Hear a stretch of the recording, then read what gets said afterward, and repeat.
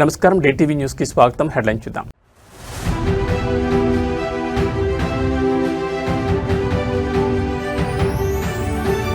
Bhogapuram airport ప్రారంభం. కేంద్ర మంత్రి రామ్మోహన్ నాయుడు.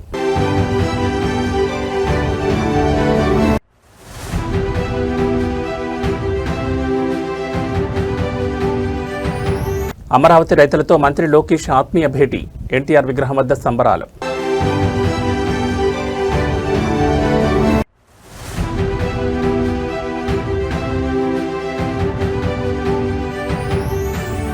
ములుగు కేంద్రంగా సీఎం రేవంత్ బిగ్ ప్రాజెక్ట్. 2145 గ్రామీణ రోడ్లకు శ్రీకారం.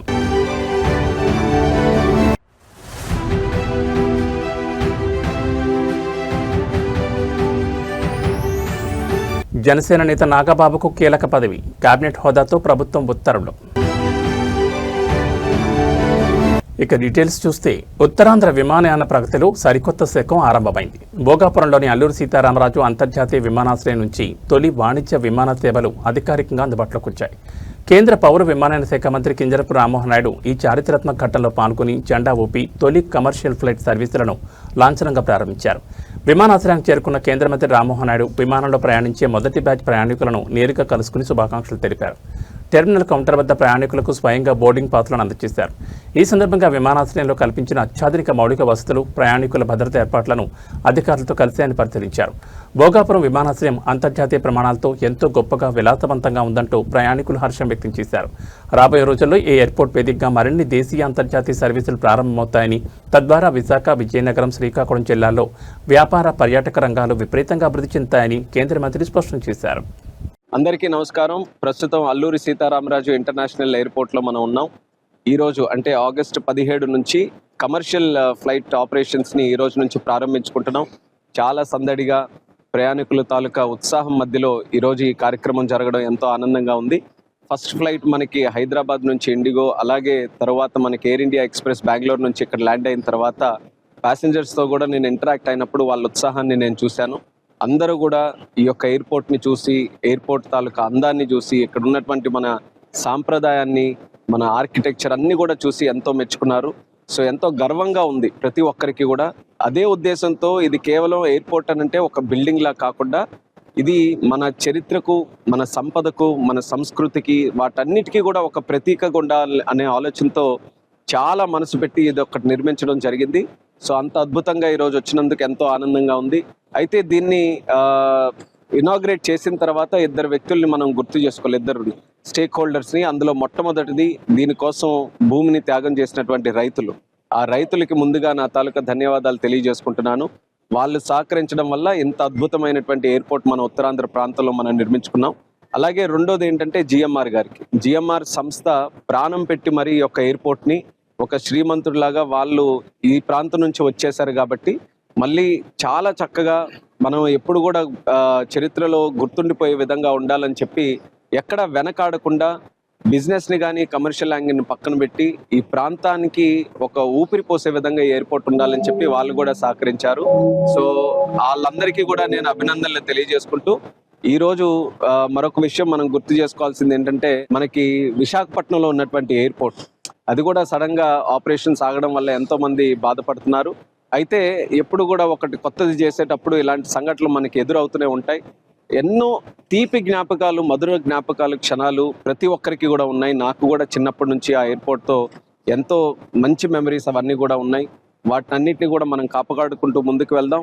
అయితే నేను ప్రజలకు కూడా నేను చెప్పేది ఏంటంటే, ఆ ఎయిర్పోర్ట్ ఇప్పుడు జనరల్ ఏవియేషన్ కింద ప్రైవేట్ ఫ్లైట్స్ అన్ని కూడా ల్యాండ్ అవ్వడానికి ఆ ఇన్ఫ్రాస్ట్రక్చర్ని మనం వినియోగించుకుంటున్నాం. అలాగే ఫ్యూచర్లో కూడా కొన్ని ఆలోచనలు ఉన్నాయి. చంద్రబాబు నాయుడు గారి తాలూకా గైడెన్స్ తీసుకొని ఆ ఎయిర్పోర్ట్ను కూడా భవిష్యత్తులో ఏ రకంగా ముందుకు నడిపించాలనేది దాన్ని కూడా ఒక ఆలోచన చేసుకొని అక్కడ కూడా ఇన్ఫ్రాస్ట్రక్చర్ డెవలప్మెంట్కి నా వంతుగా ఒక ప్లానింగ్తో ముందుకు వెళ్తానని కూడా ఈ సందర్భంగా తెలియజేసుకుంటున్నాను. అలాగే దీనికి సంబంధించి కనెక్టివిటీ ఇదొకటి అన్నిసార్లు కూడా మనం చర్చిస్తూ ఉన్నాం, దీనికి కనెక్టివిటీ ఎలా అని. అయితే విశాఖపట్నం నుంచి ఇక్కడికి రావడానికి మనకు ప్రధానంగా ఉన్న హైవే మార్గాల్లో కొన్ని వెడల్పు చేయడం జరిగింది. ఒక 7 రోడ్స్ మనం తీసుకొని మేజర్గా మనకి సింహాచలం నుంచి వస్తున్నటువంటి సొంట్యాం రోడ్ని, అలాగే కొన్ని పాయింట్స్ని మనం అభివృద్ధి చేయడం జరిగింది. వాటితో పాటు బీచ్ కారిడార్ను కూడా మనం శాంక్షన్ చేసుకున్నాం. అతి త్వరలో ఆ పనులు కూడా మొదలుపెట్టి అది కానీ మనకైతే బీచ్ మార్గంలోనే మనం విశాఖపట్నం నుంచి ఎయిర్పోర్ట్ వరకు వచ్చే అవకాశం ఉంటుంది. సో ఇలా డిఫరెంట్ కనెక్టివిటీ పాయింట్స్ కూడా అభివృద్ధి చేసుకుంటూ ముందుకు వెళ్తున్నాం. కొన్ని రోజులు అలవాటు అయినంత వరకు కూడా కొంత ఇబ్బంది ఉండొచ్చు. కానీ ప్రతి ఒక్కరిలో కూడా ఇక్కడికి విచ్చేసిన తర్వాత ఈ అద్భుతమైన ఎయిర్పోర్ట్ చూసిన తర్వాత ఎంతో గర్వంగా ప్రతి ఒక్కరు కూడా ఫీల్ అవుతున్నారు. అది చాలా ఆనందంగా ఉంది. ఉత్తరాంధ్ర గతంలో ఎప్పుడు కూడా మనం మాట్లాడుకుంటే ఇది వెనకబడినటువంటి ప్రాంతంగా చిత్రీకరించేవారు. కానీ ఈరోజు ఉత్తరాంధ్రలో ఎవరు అడుగు పెట్టినా మొట్టమొదటిగా భోగాపురం ఎయిర్పోర్ట్ వచ్చిన తర్వాత ప్రపంచం మొత్తం ఇక్కడే ఉందేమో అన్నటువంటి ఆలోచన వాళ్ళకి కలుగుతుంది. ఆ రకంగా పెట్టుబడులు రావడానికి అన్ని విధాలుగా కూడా ఈరోజు ఉత్తరాంధ్రకి ఒక కొత్త ప్రాణం పోసే విధంగా, ఒక కొత్త అధ్యాయం మొదలయ్యే విధంగా ఈ రోజుతో ఈ యొక్క కార్యక్రమం మొదలైంది. దీనికి మన ప్రధానమంత్రి నరేంద్ర మోదీ గారికి, అలాగే మన ముఖ్యమంత్రి వర్యులు చంద్రబాబు నాయుడు గారికి, ఉప ముఖ్యమంత్రి గారు పవన్ కళ్యాణ్ గారికి, అలాగే సోదరులు యువ నాయకులు నారా లోకేష్ అన్న గారికి అందరికీ కూడా నా ధన్యవాదాలు తెలియజేసుకుంటూ ఉత్తరాంధ్ర ప్రజలకి మరొక్కసారి నా శుభాకాంక్షలు తెలియజేసుకుంటున్నాను. భోగాపురం ఎయిర్పోర్ట్ మీ అందరి కోసం ఈ రోజు ప్రారంభమైంది. మీ అందరి కోసం వేచి చూస్తుంది. అందరూ కూడా ఆనందంగా ఇక్కడి నుంచి ప్రయాణించండి అని తెలియజేసుకుంటూ సెలవు తీసుకుంటున్నాను. రాజధాని అమరావతి ప్రాంతంలో పొలిటికల్ సందడి నెలకొంది. వెంకటపాలెంలోని స్వర్గీయ నందమూరి తారక రామారావు విగ్రహానికి ఆంధ్రప్రదేశ్ విద్యా ఐటీ శాఖల మంత్రి నారా లోకేష్ పూలమాలలు వేసి ఘనంగా నివాళులర్పించారు. శాసనసభ సమావేశాల ప్రారంభం సందర్భంగా నారా లోకేష్తో పాటు పలువురు మంత్రులు, ఎమ్మెల్యేలు, ఎమ్మెల్సీలు ఎన్టీఆర్కు నివాళులర్పించిన అనంతరం ఇక్కడి నుంచి నేరుగా అసెంబ్లీకి బయలుదేరి వెళ్లారు. వెంకటపాలెంలో జరిగిన ఈ కార్యక్రమంలో రాజధాని ప్రాంత రైతులు పెద్ద ఎత్తున పాల్గొన్నారు. అమరావతి నిర్మాణంలో భాగస్వాములైన రైతులు ప్రజాప్రతినిధులతో కలిసి ఎన్టీఆర్ విగ్రహానికి నివాళులర్పించారు. రాజధాని అభివృద్ధి, అమరావతి ప్రాంత పురోగతికి కట్టుబడి ఉన్నామని ఈ సందర్భంగా నాయకులు స్పష్టం చేశారు. మంత్రులు, ఎమ్మెల్యేలు, ఎమ్మెల్సీల రాకతో వెంకటపాలెం ఎన్టీఆర్ విగ్రహ ప్రాంగణం కోలాహలంగా మారింది. రైతుల నినాదాలు, ప్రజాప్రతినిధుల కలయికతో పండగ వాతావరణం కనిపించింది. ఎన్టీఆర్ ఆశయాల సాధనకు కృషి చేస్తామని తెలిపిన నాయకులు అక్కడి నుంచి నేరుగా శాసనసభకు బయలుదేరి వెళ్లారు.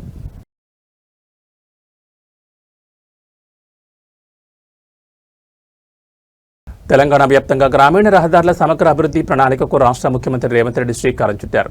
రాష్ట్ర వ్యాప్తంగా ఏకంగా 2145 గ్రామీణ రహదారులను ఆధునీకరించే బృహత్తర కార్యక్రమానికి ములుగు కేంద్రంగా శుభారంభం పలికారు. పంచాయతీరాజ్ శాఖ ఇంజనీరింగ్ విభాగం ఆధ్వర్యంలో ములుగు జిల్లా ఘట్టం ఆలయం ఎదురుగా నూతనంగా నిర్మించిన హ్యామ్ రోడ్ల పైలాన్ను ముఖ్యమంత్రి ఘనంగా ఆవిష్కరించారు. ఈ బృహత్తర పథకం ద్వారా గ్రామ పంచాయతీల నుంచి మండల కేంద్రాలకు, అలాగే రాష్ట్రంలోని ప్రధాన రహదారులకు రోడ్లను అభివృద్ధి చేసి అనుసంధానించనున్నారు. గ్రామీణ ప్రాంతాల్లో రవాణా రంగాన్ని సరికొత్త పుంతలతో కించేందుకు ములుగు కేంద్రంగా తొలి అడుగు పడింది. గిరిజన ఏజెన్సీ ప్రాంతాలతో పాటు పల్లెకు మెరుగైన రోడ్డు సదుపాయం కల్పించడమే లక్ష్యంగా ప్రభుత్వం ఈ రోడ్ల నిర్మాణాన్ని చేపడుతోంది.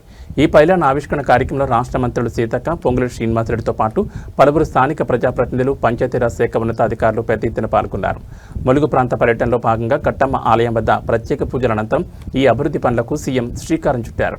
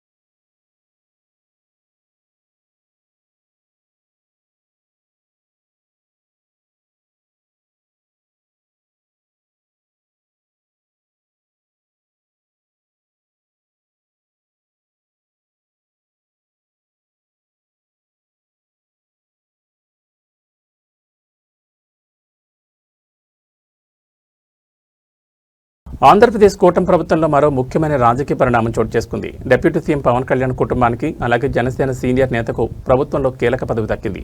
జనసేన ఎమ్మెల్సీ కె నాగబాబును ఆంధ్రప్రదేశ్ పర్యావరణ మరియు అటవీ శాఖ గ్రీన్ ఎగ్జిక్యూటివ్ కమిటీ చైర్మన్గా నియమిస్తూ ప్రభుత్వం అధికారికంగా ఉత్తర్వులు జారీ చేసింది. మంత్రివర్గంలో చోటు దక్కకపోయినా ఈ నియామకం ద్వారా నాగబాబుకు నేరుగా కేబినెట్ హోదా లభించింది. పర్యావరణ పరిరక్షణ, అటవీ విస్తరణ, హరిత ఆంధ్రప్రదేశ్ లక్ష్య సాధనలో ఈ గ్రీన్ ఎగ్జిక్యూటివ్ కమిటీ కీలక పాత్ర పోషించనుంది. ముఖ్యమంత్రి చంద్రబాబు నాయుడు, ఉప ముఖ్యమంత్రి పవన్ కళ్యాణ్ సమన్వయంతో ఈ నిర్ణయం తీసుకున్నట్లు సమాచారం. కూటమి నిర్మాణంలో మరియు ఎన్నికల ప్రచారంలో క్రియాశీలకంగా వ్యవహరించిన నాగబాబుకు తగిన ప్రాధాన్యత కల్పించడంపై జనసేన, టీడీపీ శ్రేణులు తీవ్ర హర్షం వ్యక్తం చేస్తున్నాయి. రాష్ట్రంలో పర్యావరణ పరిరక్షణ మరియు అడవుల అభివృద్ధి కార్యక్రమాలకు ఈ కమిటీ నేతృత్వం వహించనుంది. తెలంగాణ కాంగ్రెస్ పార్టీలో సీనియర్ నాయకుల అసంతృప్తి పర్వం కొనసాగుతోంది. తాజాగా వనపర్తి ఎమ్మెల్యే మేఘారెడ్డిపై కాంగ్రెస్ సీనియర్ నాయకుడు, రాష్ట్ర ప్రణాళికా సంఘం ఉపాధ్యక్షుడు జి చిన్నారెడ్డి సంచలన వ్యాఖ్యలు చేశారు. పరిస్థితి ఇలాగే ఉంటే తాను కూడా జీవన్ రెడ్డిలాగే పార్టీపై తిరగబడాల్సి వస్తుందని తీవ్ర హెచ్చరికలు జారీ చేశారు. వనపర్తి ఎమ్మెల్యే మేఘారెడ్డి డబ్బులు ఇచ్చి టికెట్ కొనుక్కున్నాడని ఆరోపించారు.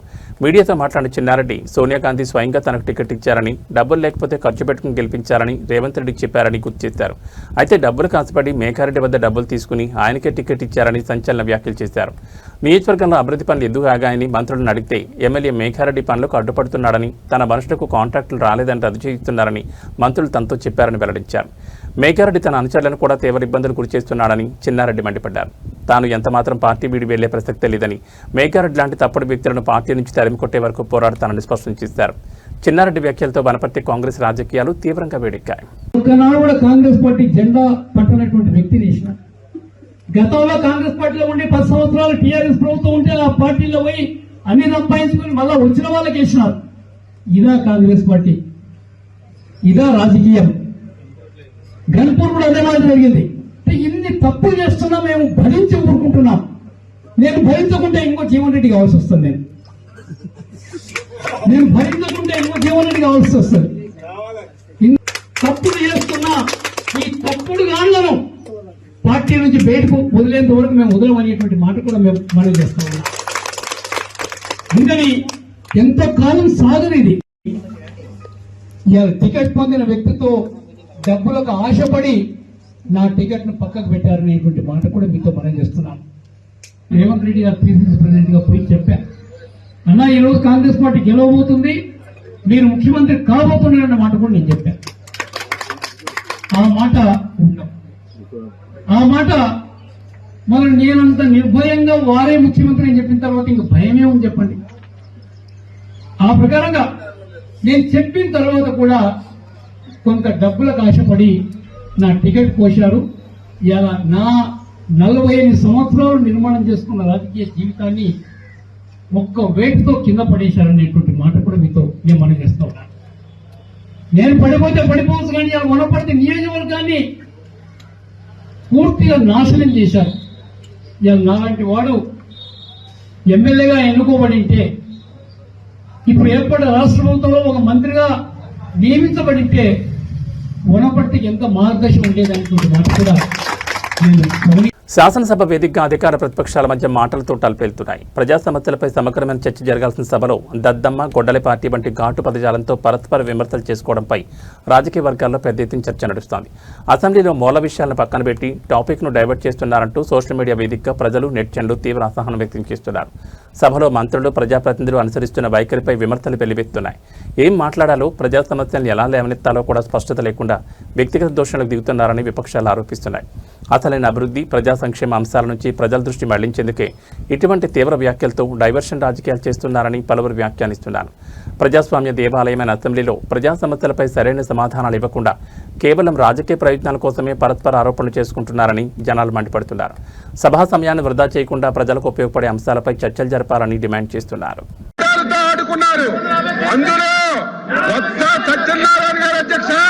విద్యాశాఖ మంత్రిగా ఉండి కనీసం వాళ్ళ గొప్పల పార్టీ అధ్యక్షుడికి చెప్పి నోటిఫికేషన్ ఇచ్చుకోలేనటువంటి దద్దమ్మ ఈ రోజు మళ్ళీ శాసనమండలిలో మాట్లాడుతున్నారు. అధ్యక్ష, పేదలకు కార్పొరేట్ స్థాయి వైద్యాన్ని పూర్తి ఉచితంగా అందించాలన్న కేసీఆర్ సమున్నత లక్ష్యంతో నిర్మించిన సనత్ నగర్ టిమ్స్ ఆసుపత్రి ఎట్టకేలకు ప్రజలకు అందుబాటులోకి రావడంపై సర్వత్రా హర్షం వ్యక్తమవుతోంది.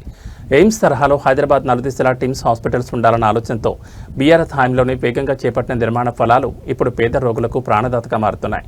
22 ఎకరాల సువిశాల ప్రాంగణంలో నిర్మించిన సనత్ నగర్ టిమ్స్లో 1000 పడకలు, 300 ఐసీయూ బెడ్లు, 16 అత్యాధునిక ఆపరేషన్ థియేటర్లు అందుబాటులోకి వచ్చాయి.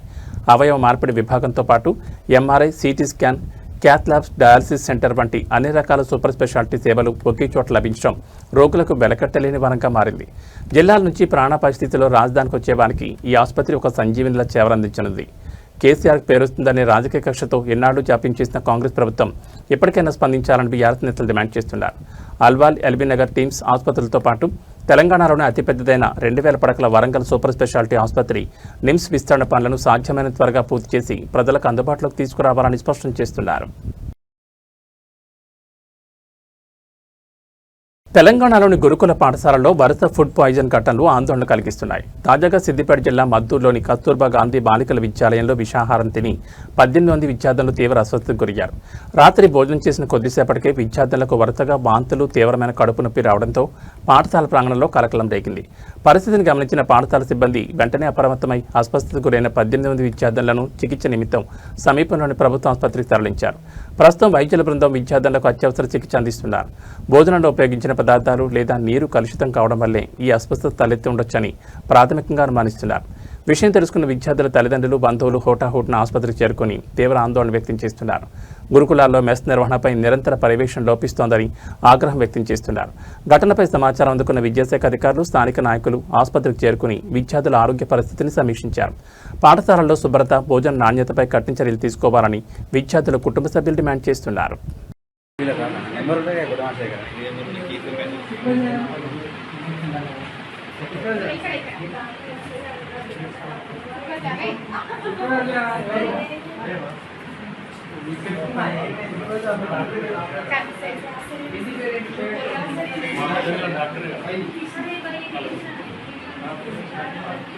ప్రకాశం జిల్లా అద్దంకి సమీపంలో తీవ్ర కలకలం రేగింది. బల్లికొరవ ఎస్ఐ నాగరాజు, సంతమాగులూరు ఎస్ఐ నాగమల్లేశ్వర ప్రయాణిస్తున్న కారు ప్రమాదవశాత్తు ఒక ఆటోను బలంగా ఢీకొట్టింది.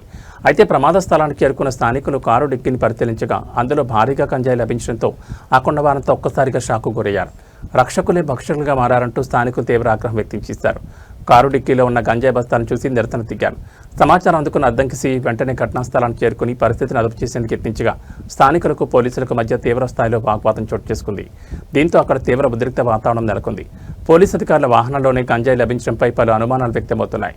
ఇది స్వాధీనం చేసుకున్న గంజాయా లేక అక్రమంగా తరలిస్తున్నదా అనే కోణంలో ఉన్నతాధికారులు విచారణ చేపట్టారు.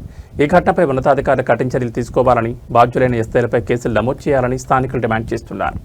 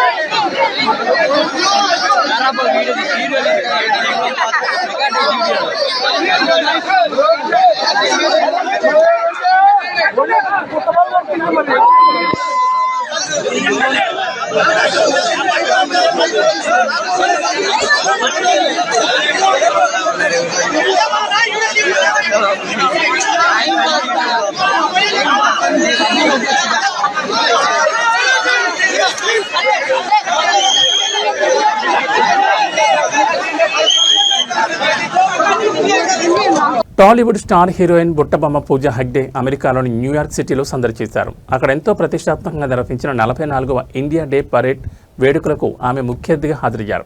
విదేశీ గడ్డపై భారతీయ సంస్కృతి సంప్రదాయాలు ఉట్టిపడేలా నిర్వహించిన ఈ కార్యక్రమంలో పూజ ప్రత్యేక ఆకర్షణగా నిలిచారు. న్యూయార్క్ వీధిలో జరిగిన ఘనమైన వేడుకల్లో పూజా హెగ్డే అత్యంత అందమైన సాంప్రదాయ దుస్తుల్లో మెరిసిపోయారు. భారత స్వాతంత్ర దినోత్సవ వేడుకల ప్రాశస్త్యాన్ని చాటుతూ నిర్వహించిన ఈ పరేడ్లో ఓపెన్ టాప్ వాహనంపై ప్రయాణిస్తూ అమెరికాలోని భారతీయ అభిమానులకు, ప్రవాస భారతీయులకు పూజ అభివాదం చేశారు. ఆమెను చూడడానికి భారీ సంఖ్యలో అభిమానులు తరలివచ్చారు. అభిమానులు పూజ హెగ్డేకు ఘన స్వాగతం పలుకుతూ హర్షధ్వానాలు చేశారు. పూజ కూడా ఎంతో చిరునవ్వుతో వారందరినీ పలకరిస్తూ ఫోటోలకు పోజులిస్తూ సందడి చేశారు. భారతీయ మూలాలను, కళారంగాన్ని అంతర్జాతీయ స్థాయిలో చాటి చెప్పేలా ఈ పరేడ్ అత్యంత వైభవంగా సాగింది. ప్రస్తుతం దీనికి సంబంధించిన ఫోటోలు, వీడియోలు సోషల్ మీడియాలో విపరీతంగా వైరల్ అవుతున్నాయి.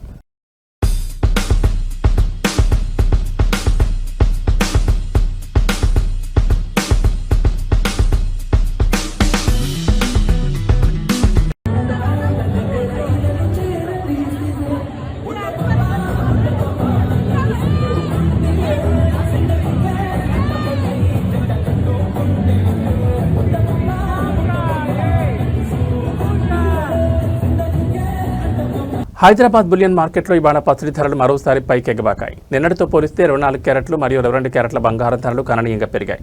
మార్కెట్ వర్గాల సమాచారం ప్రకారం 24 క్యారెట్ల 10 గ్రాముల బంగారం ధర ₹530 పెరిగి ప్రస్తుతం 1,55,660కి చేరుకుంది.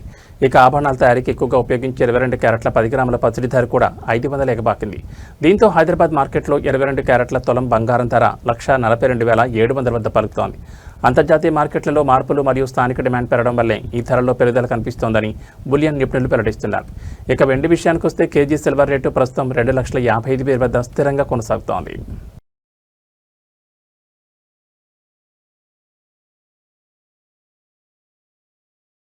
తెలుగు రాష్ట్రాల ప్రజలకు వాతావరణ కేంద్రం అలర్ట్ జారీ చేసింది. వాయు బంగాళాఖాతం నుంచి బెంగాల్ ఉత్తర ఒడిశా తీరాల వరకు రుతుపవన ద్రోణి కొనసాగుతోంది. ఈ అల్పపీడన ప్రాంత ద్రోణి ప్రభావంతో రాగల 2 రోజుల పాటు ఆంధ్రప్రదేశ్, తెలంగాణ రాష్ట్రాల్లో విస్తారంగా వర్షాలు కురిసే అవకాశం ఉందని వాతావరణ అధికారులు వెల్లడించారు. ఈరోజు ఆంధ్రప్రదేశ్లోని పలు జిల్లాల్లో పిడుగులతో కూడిన వర్షాలు పడే అవకాశం ఉంది. ముఖ్యంగా శ్రీకాకుళం, విజయనగరం, పార్వతీపురం, మన్యం, విశాఖపట్నం, ఏలూరు, నెల్లూరు మరియు తిరుపతి జిల్లాల్లో తేలికపాటి నుంచి మోస్తరు వర్షాలు కురిసే అవకాశం ఉందని వాతావరణ కేంద్రం తెలిపింది. అక్కడక్కడ ఉరుములు, మెరుపులతో పాటు గంటకు 30 నుంచి 40 కిలోమీటర్ల వేగంతో బలమైన వీధురుగాలులు వీచే అవకాశం ఉందని హెచ్చరించింది. అటు తెలంగాణలో కూడా పలు చోట్ల పిడుగులతో కూడిన తేలికపాటి నుంచి మోస్తరు వర్షాలు కురిసే అవకాశం ఉంది. వర్షం కురిసే సమయంలో ప్రజలు, ముఖ్యంగా రైతులు, వ్యవసాయ కూలీలు చెట్ల కింద ఉండకూడదని, విద్యుత్ స్తంభాలకు దూరంగా సురక్షిత ప్రాంతాల్లో ఉండాలని అధికారులు సూచిస్తున్నారు. ఏబీ బులెటిన్ విశేషాలు. నమస్కారం.